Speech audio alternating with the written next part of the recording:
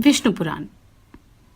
औरव जी ने नग्न विषयक प्रश्न, देवताओं का पराजय, उनका भगवान की शरण में जाना और भगवान का माया मोह को प्रकट करना। नमस्कार, मैं आभा शर्मा जावास। इन ऑडियो बुक्स को बनाने में अगर आप अपना योगदान देना चाहते हैं तो मेंबरशिप लेके या दिए गए QR कोड का प्रयोग करके आप ऐसा कर सकते हैं। आपका छोटे से छोटा योगदान भी हमें प्रोत्साहित करता है। अन्यथा शेयर, लाइक या सब्सक्राइब करके तो आप ऐसा कर ही सकते हैं। श्री पराशर जी बोले, हे मैत्रेय, पूर्व काल में महात्मा सगर से उनके पूछने पर भगवान औरव ने इस प्रकार गृहस्थ के सदाचार का निरूपण किया था। हे द्विज, मैंने भी तुमसे उसका पूर्णतः वर्णन कर दिया। कोई भी पुरुष सदाचार का उल्लंघन करके सद्गति नहीं पा सकता। श्री मैत्रेय जी बोले, भगवान, नपुंसक, अपविद्ध और रजस्वला आदि को तो मैं अच्छी तरह जानता हूं, किंतु यह नहीं जानता कि नग्न किसको कहते हैं। अतः इस समय में नग्न के विषय में जानना चाहता हूं। नग्न कौन है और किस प्रकार के आचरण वाला पुरुष नग्न संज्ञा प्राप्त करता है। हे धर्मात्माओं में श्रेष्ठ, मैं आपके द्वारा नग्न के स्वरूप का यथावत वर्णन सुनना चाहता हूं, क्योंकि आपको कोई भी बात अविदित नहीं है। श्री पराशर जी बोले, हे द्विज, ऋक्, साम और यजु यह वेदत्रयी वर्णों का आवरण स्वरूप है। जो पुरुष मुंह से इसका त्याग कर देता है वह पापी नग्न कहलाता है। हे ब्राह्मण, समस्त वर्णों का संवरण अर्थात ढकने वाला वस्त्र वेदत्रयी ही है, इसलिए उसका त्याग कर देने वाला पुरुष नग्न हो जाता है, इसमें कोई संदेह नहीं। हमारे पितामह धर्मज्ञ वशिष्ठ जी ने इस विषय में महात्मा भीष्म जी से जो कुछ कहा था वह श्रवण करो।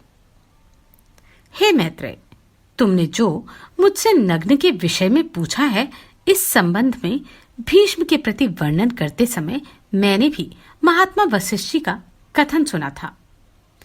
पूर्व काल में किसी समय 100 दिव्य वर्ष तक देवता और असुरों का परस्पर युद्ध हुआ। उसमें ह्राद प्रभूति दैत्यों द्वारा देवगण पराजित हुए।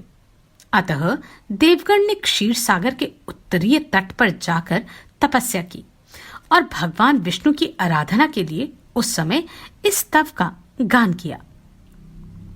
देवगण बोले, हम लोग लोकनाथ भगवान विष्णु की आराधना के लिए जिस वाणी का उच्चारण करते हैं उससे वे आद्य पुरुष श्री विष्णु भगवान प्रसन्न हो, जिन परमात्मा से संपूर्ण भूत उत्पन्न हुए हैं और जिनमें वे सब अंत में लीन हो जाएंगे।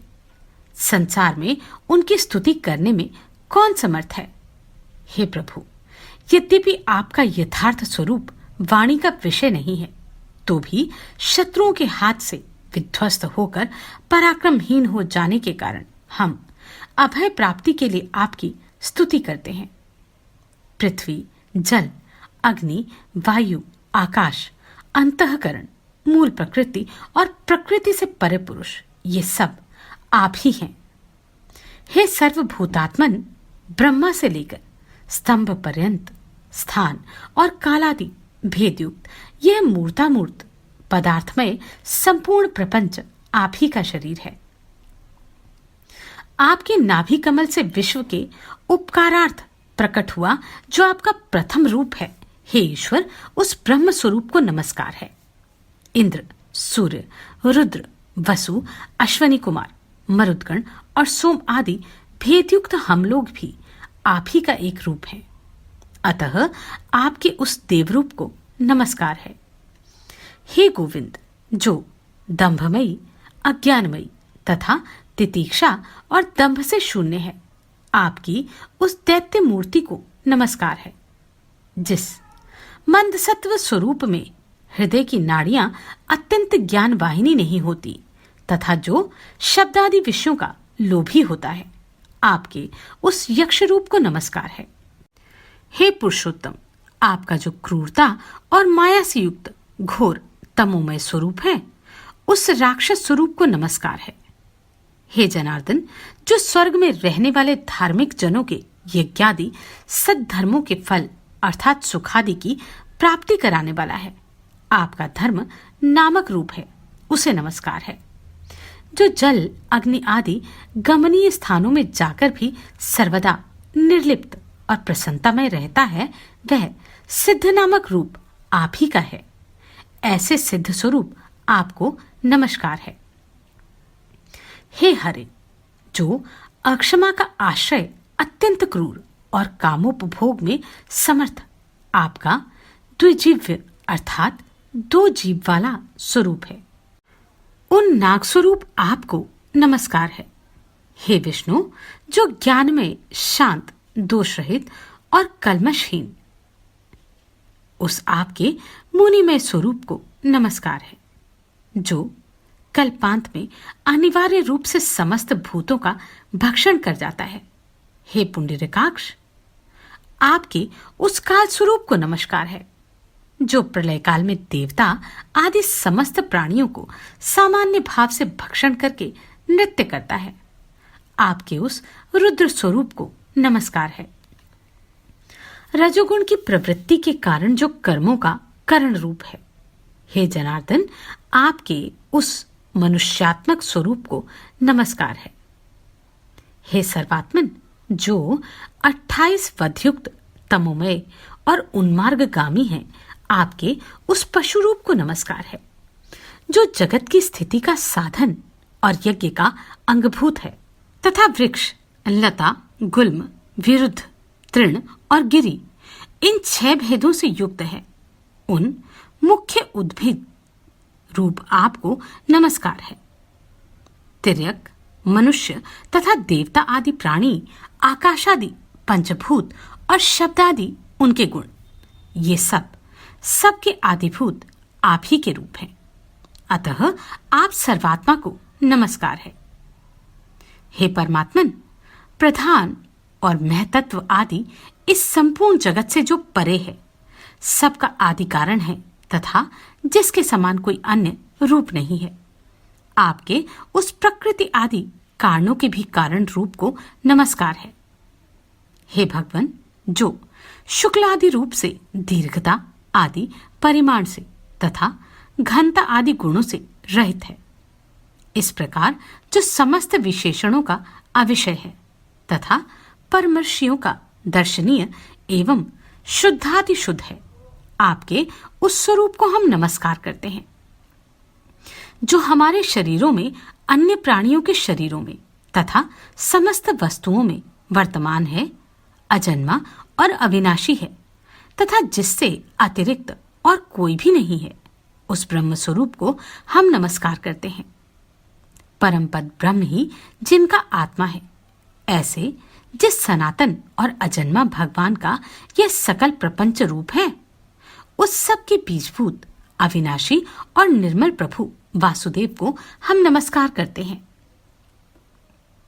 श्री पराशर जी बोले, हे मैत्रेय, स्तोत्र के समाप्त हो जाने पर देवताओं ने परमात्मा श्रीहरि को हाथ में शंख, चक्र और गदा लिए तथा गरुड़ पर आरूढ़ हुए अपने सम्मुख विराजमान देखा।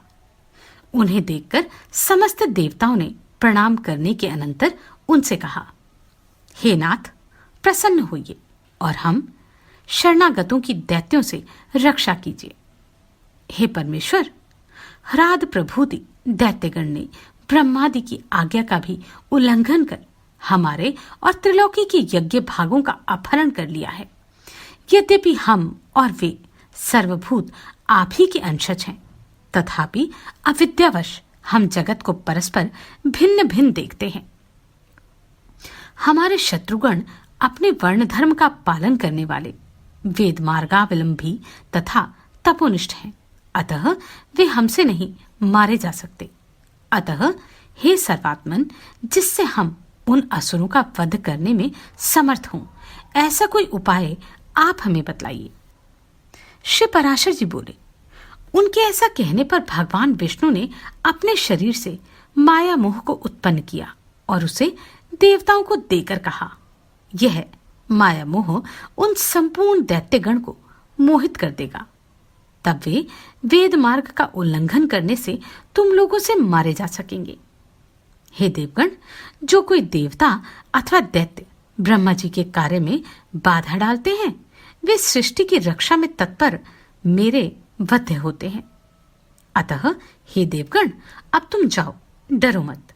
यह माया मोह आगे से जाकर तुम्हारा उपकार करेगा। श्री पराशर जी बोले, भगवान की ऐसी आज्ञा होने पर देवगण उन्हें प्रणाम कर जहां से आए थे वहां लौट गए तथा उनके साथ माया मोह भी जहां असुरगण थे वहां चला गया। श्री पराशर जी बोले, हे मैत्रेय, तदनंतर माया मोह ने देवताओं के साथ जाकर देखा कि असुरगण नर्मदा के तट पर तपस्या में लगे हैं। तब उस मयूर पिछधारी दिगंबर और मुंडित केश माया मोह ने असुरों से अति मधुर वाणी में इस प्रकार कहा, हे दैत्यपतिगण, कहिए आप लोग किस उद्देश्य से तपस्या कर रहे हैं? आपको किसी लौकिक फल की इच्छा है या पारलौकिक की? असुरगण बोले, हे महामते, हम लोगों ने पारलौकिक फल की कामना से तपस्या आरंभ की है। इस विषय में तुमको हमसे क्या कहना है? माया मोह बोला, यदि आप लोगों की मुक्ति की इच्छा है तो जैसा मैं कहता हूं वैसा करो। आप लोग मुक्ति के खुले द्वार रूप इस धर्म का आदर कीजिए। यह धर्म मुक्ति में परम उपयोगी है। इससे श्रेष्ठ अन्य कोई धर्म नहीं। इसका अनुष्ठान करने से आप लोग स्वर्ग अथवा मुक्ति जिसकी कामना करेंगे प्राप्त कर लेंगे। आप सब लोग महाबलवान हैं, अतः इस धर्म का आदर कीजिए। श्री पराशर जी बोले, इस प्रकार नाना प्रकार की युक्तियों से अतिरंजित वाक्यों द्वारा माया मोह ने दैत्यगण को वैदिक मार्ग से भ्रष्ट कर दिया। यह धर्मयुक्त है और यह धर्म विरुद्ध है। यह सत्य है और यह असत है। यह मुक्तिकारक है और इससे मुक्ति नहीं होती। यह आत्यंतिक परमार्थ है और यह परमार्थ नहीं है। यह कर्तव्य है और यह अकर्तव्य है। यह ऐसा नहीं है और यह स्पष्ट ऐसा ही है। यह दिगंबरों का धर्म है, यह सातंबरों का धर्म है। हे द्विज, ऐसे अनेक प्रकार के अनंत वादों को दिखलाकर माया मोह ने उन दैत्यों को स्वधर्म से च्युत कर दिया। माया मोह ने दैत्यों से कहा था कि आप लोग इस महाधर्म को अर्हत अर्थात इसका आदर कीजिए। अतः इस धर्म का अवलंबन करने से वे आर्हत कहलाए। माया मोह ने असुरगण की त्रयी धर्म से विमुख कर दिया और वे मोहग्रस्त हो गए तथा पीछे उन्होंने अन्य दैत्यों को भी इसी धर्म में प्रवृत्त किया। उन्होंने दूसरे दैत्यों को, दूसरों ने तीसरों को, तीसरों ने चौथों को तथा उन्होंने औरों को इसी धर्म में प्रवृत्त किया। इस प्रकार थोड़े ही दिनों में दैत्यगण ने वेद त्रयी का प्राय त्याग कर दिया। तदनंतर जीतेंद्रिय माया मोह ने रक्त वस्त्र धारण कर अन्य असुरों के पास जा उनसे मृदु, अल्प और मधुर शब्दों में कहा, हे असुरगण, यदि तुम लोगों को स्वर्ग अथवा मोक्ष की इच्छा है तो पशु हिंसा आदि दुष्ट कर्मों को त्याग कर बोध प्राप्त करो। यह संपूर्ण जगत विज्ञानमय है, ऐसा जानो। मेरे वाक्यों पर पूर्णतः ध्यान दो। इस विषय में बुद्धजनों का ऐसा ही मत है कि यह संसार अनाधार है, भ्रमजन्य पदार्थों की प्रीति पर ही स्थिर है और रागादि दोषों से दूषित है। इस संसार संकट में जीव अत्यंत भटकता रहा है। इस प्रकार बुद्धत अर्थात जानो, बुद्धव्यम अर्थात समझो, बुद्ध्यत अर्थात जानो आदि शब्दों से बुद्ध धर्म का निर्देश कर माया मोह ने दैत्यों से उनका निज धर्म छुड़वा दिया। माया मोह ने ऐसे नाना प्रकार के युक्तियुक्त वाक्य कहे जिससे उन दैत्यगण ने त्रिधर्म का त्याग किया।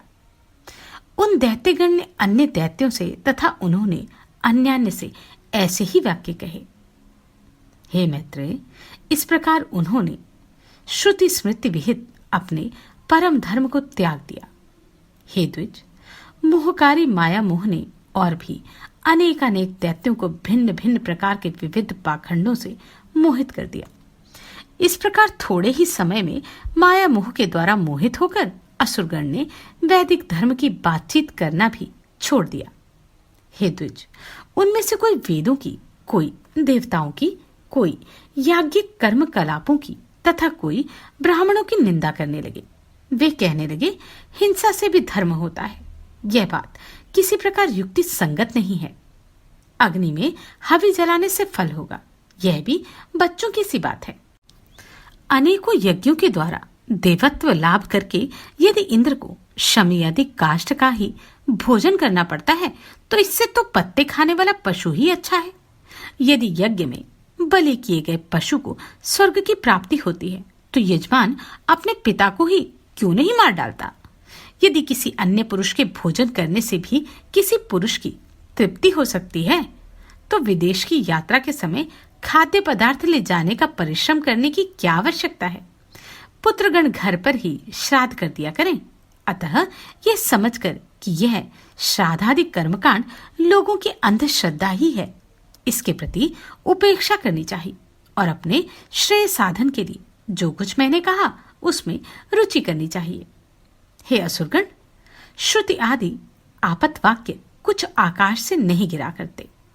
हम तुम और अन्य सबको भी युक्तियुक्त वाक्यों को ग्रहण कर लेना चाहिए। श्री पराशर जी बोले, इस प्रकार अनेक युक्तियों से माया मोह ने दैत्यों को विचलित कर दिया, जिससे उनमें से किसी को भी वेदत्रयी में रुचि न रही। इस प्रकार दैत्यों के विपरीत मार्ग में प्रवृत्त हो जाने पर देवगण अत्यंत तैयारी करके उनके पास युद्ध के लिए उपस्थित हुए। हे द्विज, तब देवताओं और असुरों में पुनः संग्राम छिड़ा। उसमें सन्मार्ग विरोधी दैत्यगण देवताओं द्वारा मारे गए। हे द्विज, पहले दैत्यों के पास जो स्वधर्म रूप कवच था उसी से उनकी रक्षा हुई थी। अब की बार उसके नष्ट हो जाने से वे भी नष्ट हो गए। हे मैत्रेय, उस समय से जो लोग माया मोह द्वारा प्रवर्तित मार्ग का अवलंबन करने वाले हुए वे नग्न कहलाए, क्योंकि उन्होंने वेदत्रयी रूप वस्त्र को त्याग दिया था। ब्रह्मचारी, गृहस्थ, वानप्रस्थ और सन्यासी ये चार ही आश्रमी हैं। इनके अतिरिक्त पांचवां आश्रमी और कोई नहीं है। हे मैत्रेय, जो पुरुष गृहस्थ आश्रम को छोड़ने के अनंतर वानप्रस्थ या सन्यासी नहीं होता वह पापी भी नग्न ही है। हे विप्र, सामर्थ्य रहते हुए भी जो विहित कर्म नहीं करता वह उसी दिन पतित हो जाता है। उस एक दिन रात में ही उसके संपूर्ण नित्य कर्मों का क्षय हो जाता है। हे मैत्रेय, आपत्ति काल को छोड़कर और किसी समय एक पक्ष तक नित्य कर्म का त्याग करने वाला पुरुष महान प्रायश्चित से ही शुद्ध हो सकता है। जो पुरुष 1 वर्ष तक नित्य क्रिया नहीं करता उस पर दृष्टि पड़ जाने से साधु पुरुष को सदा सूर्य का दर्शन करना चाहिए। हे महामते, ऐसे पुरुष का स्पर्श होने पर वस्त्र सहित स्नान करने से शुद्धि हो जाती है और उस पापात्मा की शुद्धि तो किसी भी प्रकार नहीं हो सकती। जिस मनुष्य के घर से देवगण, ऋषिगण, पितृगण और भूतगण बिना पूजित हुए निश्वास छोड़ते अन्यत्र चले जाते हैं, लोक में उससे बढ़कर और कोई पापी नहीं है। हे द्विज, ऐसे पुरुष के साथ 1 वर्ष तक संभाषण, कुशल प्रश्न और उठते बैठने से मनुष्य उसी के समान पापात्मा हो जाता है। जिसका शरीर अथवा ग्रह देवता आदि के निश्वास से निहित है उसके साथ अपने ग्रह, आसन और वस्त्र आदि को ना मिलावे। जो पुरुष उसके घर में भोजन करता है उसका आसन ग्रहण करता है अथवा उसके साथ एक ही शैया पर शयन करता है वह शीघ्र ही उसी के समान हो जाता है। जो मनुष्य देवता, पितृ, भूतगण और अतिथियों का पूजन किए बिना स्वयं भोजन करता है वह पापमय भोजन करता है। उसकी शुभ गति नहीं हो सकती। जो ब्राह्मण आदि वर्ण स्वधर्म को छोड़कर पर धर्मों में प्रवृत्त होता है अथवा हीन वृत्ति का अवलंबन करते हैं, वे नग्न कहलाते हैं। हे मैत्रेय, जिस स्थान में चारों वर्णों का अत्यंत मिश्रण हो, उसमें रहने से पुरुष की साधु वृत्तियों का क्षय हो जाता है। जो पुरुष ऋषि, देव, पितृ, भूत और अतिथिगण का पूजन किए बिना भोजन करता है, उससे संभाषण करने से भी लोग नरक में पड़ते हैं। अतः वेदत्रयी के त्याग से दूषित इन नग्नों के साथ प्राग पुरुष सर्वथा संभाषण और स्पर्श आदि का भी त्याग कर दे।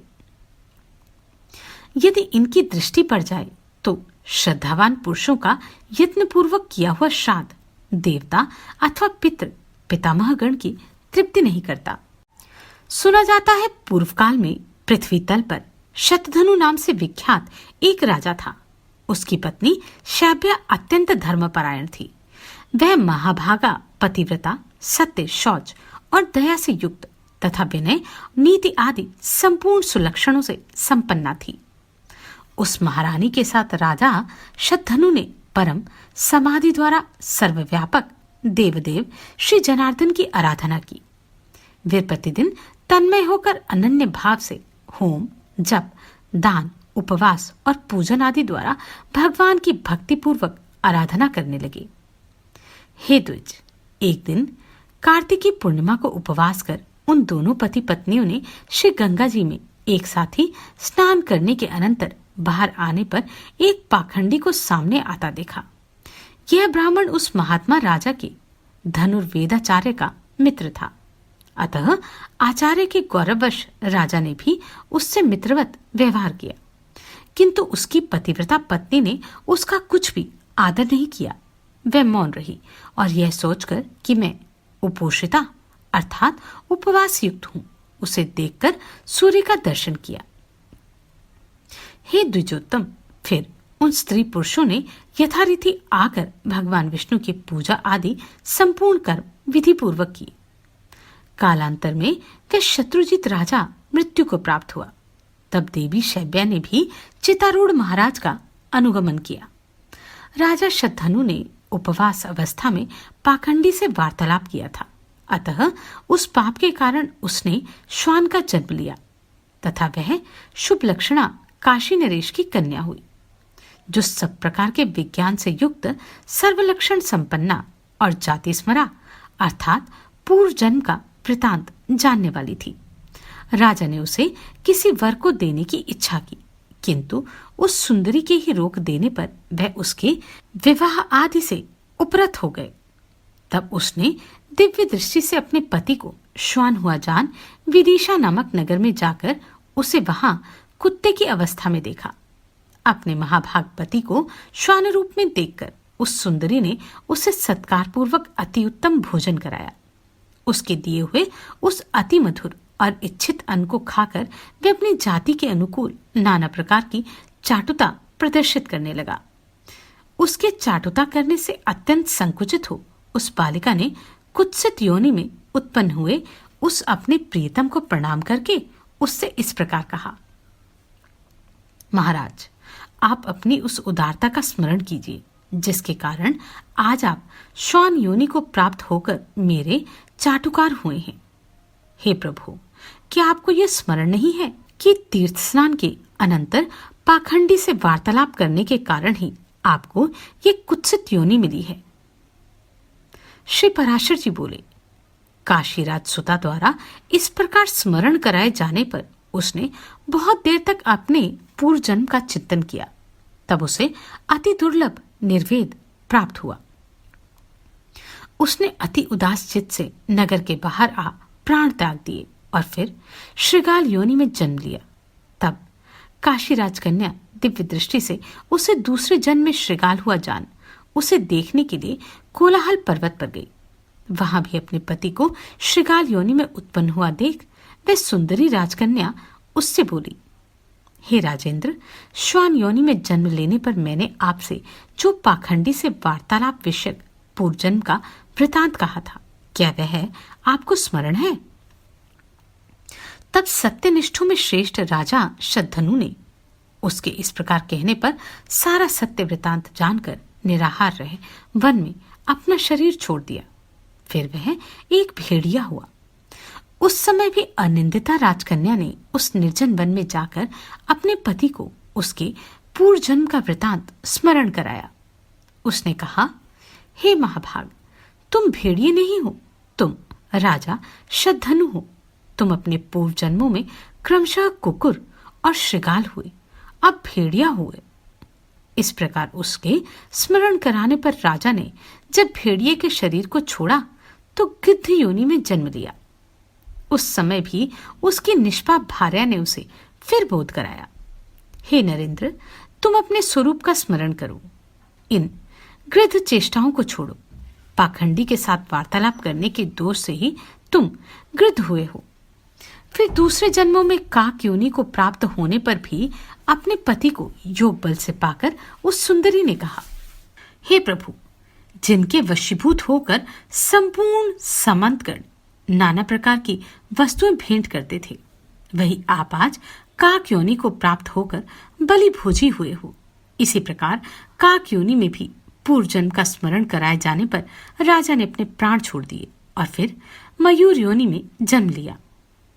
मयूरावस्था में भी काशीराज की कन्या उसे क्षण क्षण में अति सुंदर मयूरोचित आहार देती हुई उसकी टहल करने लगी। उस समय राजा जनक ने अश्वमेघ नामक महायज्ञ का अनुष्ठान किया। उस यज्ञ में अभृत स्नान के समय उस मयूर को स्नान कराया। तब उस सुंदरी ने स्वयं भी स्नान कर राजा को यह स्मरण कराया कि किस प्रकार उसने श्वान और श्रृगाल आदि योनियां ग्रहण की थी। अपनी जन्म परंपरा का स्मरण होने पर उसने अपना शरीर त्याग दिया और फिर महात्मा जनक जी के यहाँ ही पुत्र रूप से जन्म लिया। तब उस सुंदरी ने अपने पिता को विवाह के लिए प्रेरित किया। उसकी प्रेरणा से राजा ने उसके स्वयंवर का आयोजन किया। स्वयंवर होने पर उस राजकन्या ने स्वयंवर में आए हुए अपने उस पति को फिर पतिभाव से वरण कर लिया। उस राजकुमार ने काशीराज सुता के साथ नाना प्रकार के भोग भोगे और फिर पिता के परलोकवासी होने पर विदेहनगर का राज्य किया। उसने बहुत से यज्ञ किए, याचकों को नाना प्रकार के दान दिए, बहुत से पुत्र उत्पन्न किए और शत्रुओं के साथ अनेकों युद्ध किए। इस प्रकार उस राजा ने पृथ्वी का न्यायानुकूल पालन करते हुए राज्य भोग किया और अंत में अपने प्रिय प्राणों को धर्म युद्ध में छोड़ा। तब उस सुलोचना ने पहले के समान फिर अपने चितारूढ़ पति का विधिपूर्वक प्रसन्न मन से अनुगमन किया। इससे वह राजा उस राजकन्या के सहित इंद्रलोक से भी उत्कृष्ट अक्षय लोक को प्राप्त हुआ। हे द्विजश्रेष्ठ, इस प्रकार शुद्ध हो जाने पर उसने अतुलनीय अक्षय स्वर्ग, अति दुर्लभ दाम्पत्य और अपने पूर्ववर्जित पुण्य का फल प्राप्त किया। हे द्विज, इस प्रकार मैंने तुमसे पाखंडी से संभाषण करने का दोष और अश्वमेघ यज्ञ में स्नान करने का महात्म्य वर्णन कर दिया। इसलिए पाखंडी और पापाचारियों से कभी वार्तालाप और स्पर्श न करें, विशेषतः नित्य नैमित्तिक कर्मों के साथ। और जो यज्ञ आदि क्रियाओं के लिए दीक्षित हो, उसे तो उनका संसर्ग त्यागना अत्यंत आवश्यक है। जिसके घर में 1 मास तक नित्य कर्मों का अनुष्ठान न हुआ हो, उसको देख लेने पर बुद्धिमान मनुष्य सूर्य का दर्शन करे। फिर जिन्होंने वेदत्रयी का सर्वथा त्याग कर दिया है और जो पाखंडियों का अन्न खाते और वैदिक मत का विरोध करते हैं, उन पापात्माओं के दर्शनादि करने पर तो कहना ही क्या है। इन दुराचारी पाखंडियों के साथ वार्तालाप करने, संपर्क में रहने, उठने बैठने में महान पाप होता है। इसलिए इन सब बातों का त्याग करें। पाखंडी, विकर्मी, विडाल व्रत वाले, दुष्ट, स्वार्थी और बगुला भक्त लोगों का वाणी से भी आदर न करें।